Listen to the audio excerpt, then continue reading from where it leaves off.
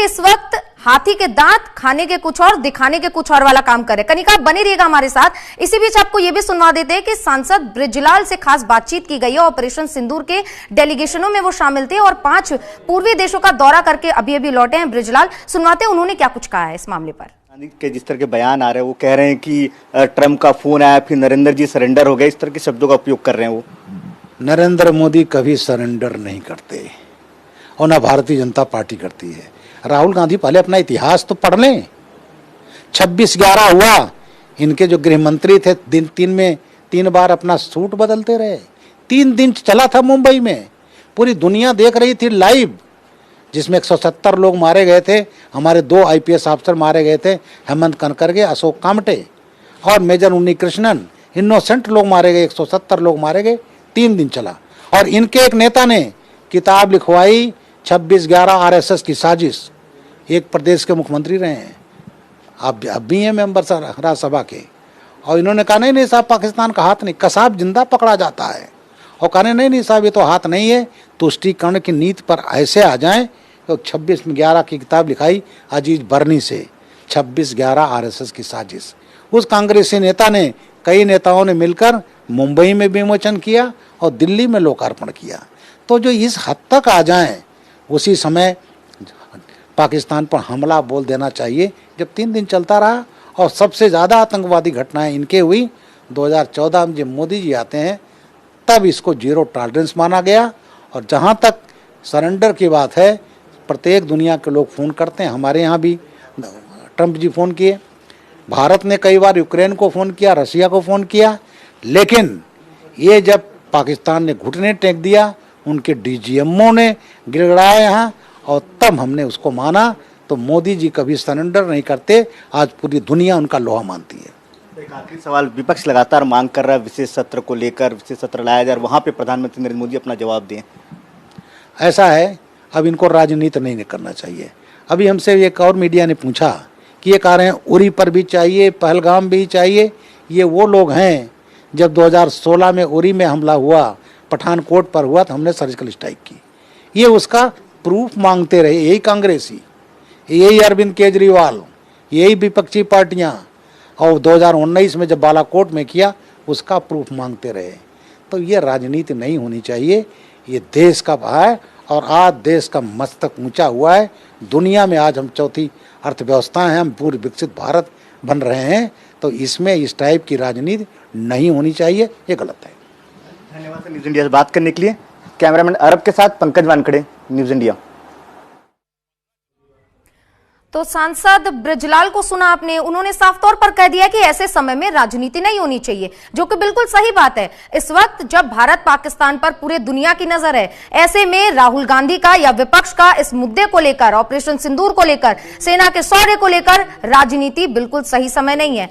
अब इसी को लेकर कनिका हमारे साथ लगातार बनी हुई है। कनिका, जिस तरीके से राजनीति खत्म नहीं हो रही है, लगभग 1 महीने का समय बीतने को आया सीजफायर को लेकर, अब राहुल गांधी लगातार दिन पर दिन और ज्यादा इसको मुद्दा बनाते हुए नजर आ रहे हैं। कनिका, यहाँ पर देखना बेहद अहम हो जाता है। ऐसा तो नहीं है कि पाकिस्तान में टीवीज बंद हो गए होंगे, जरूर कहीं ना कहीं उनके ये बयान वहां पहुंच रहे होंगे।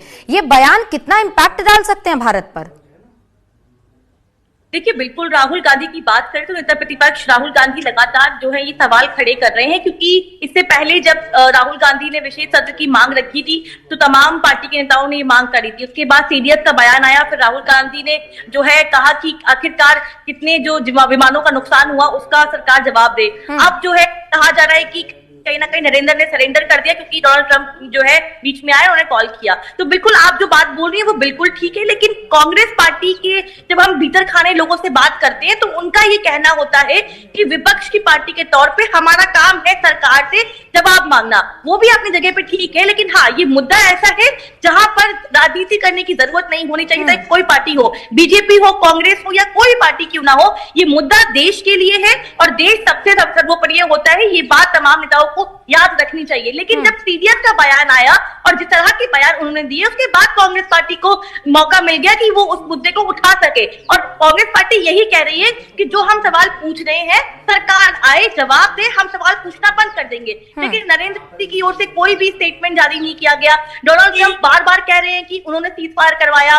वो मुल्क तमाम जो विश्व के तमाम जो अलग मुल्क है वहां पर ये संदेश जा रहा है कि डोनाल्ड ट्रंप की वजह से इंडिया को सरेंडर करना पड़ा। और कहीं ना कहीं कांग्रेस पार्टी को लगता है कि इससे हमारे देश की छवि खराब हो रही है। लेकिन बीजेपी लगातार इस मामले को लेकर कांग्रेस पार्टी को उनका इतिहास याद दिलाती नजर आ रही है। लेकिन कांग्रेस पार्टी भी ये कह रही है कि इतिहास की जगह हमें वर्तमान और भविष्य पे ध्यान देना चाहिए। ये मामला देश का है, देश की छवि का है, और इसीलिए कांग्रेस पार्टी कहना है कि हम सवाल इसलिए पूछ रहे हैं। ठीक है कनिका, आप हमारे साथ बने रहिएगा। हमारे साथ पंकज वानखेड़े भी जुड़ गए हैं तमाम जानकारियों के साथ। पंकज, जिस तरीके से आपने कनिका को अभी सुना, और कांग्रेस के लीडर जो हैं वो लगातार विपक्ष यानी कि सत्ता पक्ष पर लगातार सवाल उठा रहे हैं इसको लेकर। यहां पर आप जरा ये बताइए कि जिस तरीके से कल राहुल गांधी ने भोपाल में बयान दिया, आज पवन खेड़ा ने उसका समर्थन किया और उस पर सुधांशु त्रिवेदी ने पलटवार भी किया है, क्या कुछ ये जो बयानों का जो सिलसिला चल रहा है कैसे चल रहा है? और ये भी बताइए कि अगर इस तरीके से लगातार ये सिलसिला चलता रहेगा तो आखिर इस पर फुल स्टॉप कौन और कब लगाएगा?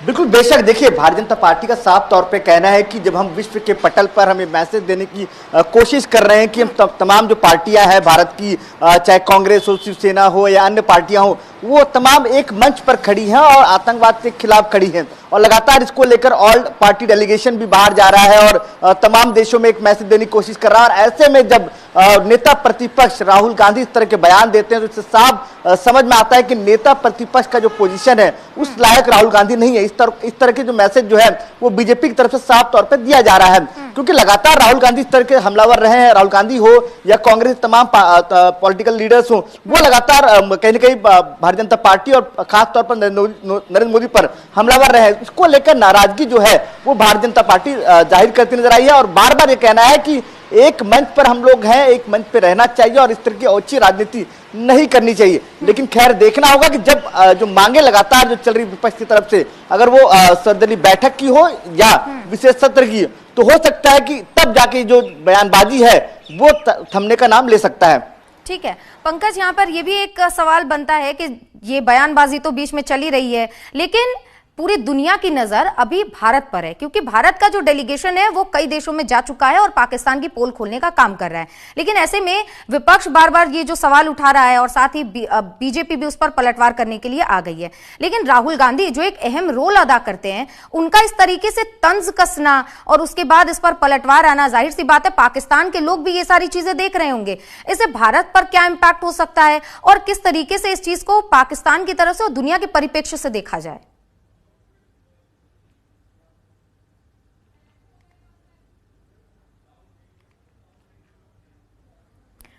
तो हमारे सहयोगी पंकज से हमारा संपर्क टूट गया, एक बार फिर से उनसे संपर्क करने की कोशिश करेंगे, लेकिन इस बीच तो हमारे साथ पंकज फिर से जुड़ गए हैं। पंकज, यहाँ पर बेहद अहम सवाल हो जाता है कि जिस तरीके से ये राजनीति भारत में चल रही है, एक तरफ भारत अपनी सफलता का डंका पूरी दुनिया में बजा रही है, लेकिन विपक्ष और पक्ष के बीच में ये जो लड़ाई चल रही है, बयानबाजी चल रही है, जाहिर सी बात है पाकिस्तान के लोग भी ये देखते होंगे। इससे भारत पर क्या इंपैक्ट पड़ सकता है और दुनिया के परिप्रेक्ष्य से ये कितना हम लोगों पर, भारत पर यह असर डाल सकता है?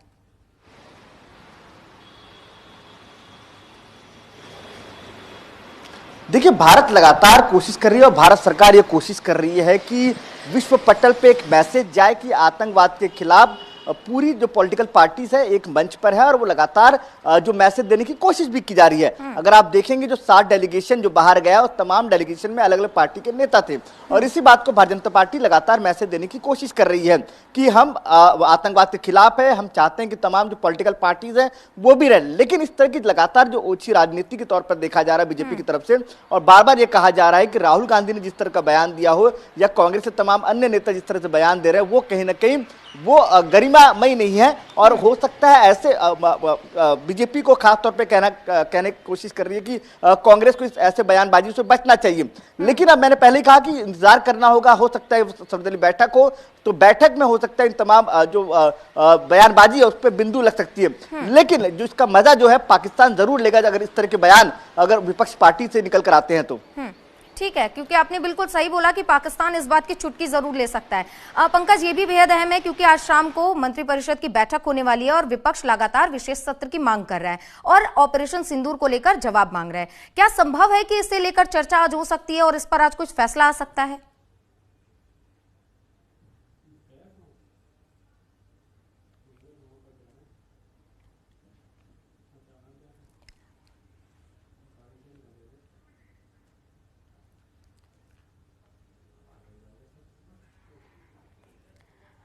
तो बहुत बहुत धन्यवाद पंकज आपका तमाम जानकारियों के लिए और हमारे साथ जुड़ने के लिए। लेकिन यहां पर बेहद अहम हो जाता है क्योंकि कांग्रेस एक मुख्य विपक्षी दल का रोल अदा कर रही है इस वक्त, और ऐसे में राहुल गांधी हो, पवन खेड़ा हो या जयराम रमेश हो या मल्लिकार्जुन खड़गे हो, ऐसी बयानबाजी किसी की तरफ से शोभा नहीं देती क्योंकि ये देश के साख की बात है। और एक तरफ जहां भारत अपने डेलीगेशंस को भेजकर दुनिया में ऑपरेशन सिंदूर की सफलता और आतंकवाद के खिलाफ कड़ा रुख पूरी दुनिया को बता रहा है, ऐसे में